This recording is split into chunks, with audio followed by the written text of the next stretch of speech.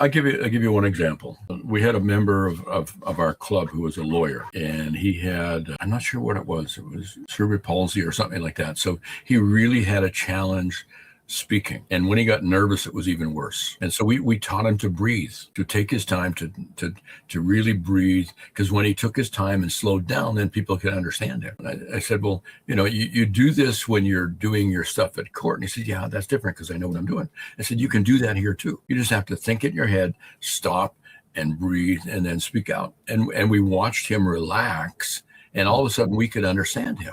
And that was amazing. Another time I was teaching a course, because I used to do that when I was in Vancouver. I used to teach a course that was, they had 5 days with me of 60 days on presentation skills. And a lot of them were English as second language. And there was a lady who was there, and I had them up speaking, because that's part of, because I tell them, you're going to learn this by doing this.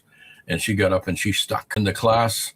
And the class had said, okay, let her sit down. And I said, no. I got up, I stood beside her, I put my arm on her shoulder, and I said, now just breathe, relax. You know you can do this, and okay, try it again. And she was fine. He didn't win, but it was an amazing lesson for all of us in terms of we pulled for him so that he could finish his speech and walk away a winner. There's so many things tied to public speaking that have to do with life, leadership, really being able to communicate, being able to just be a better human. Because to the point you just drew on, where you're in maybe the biggest fear of your life, frozen, and you have to truly understand that everybody in the audience, and you're talking your competition in a contest, is they're frozen and you're rooting for them.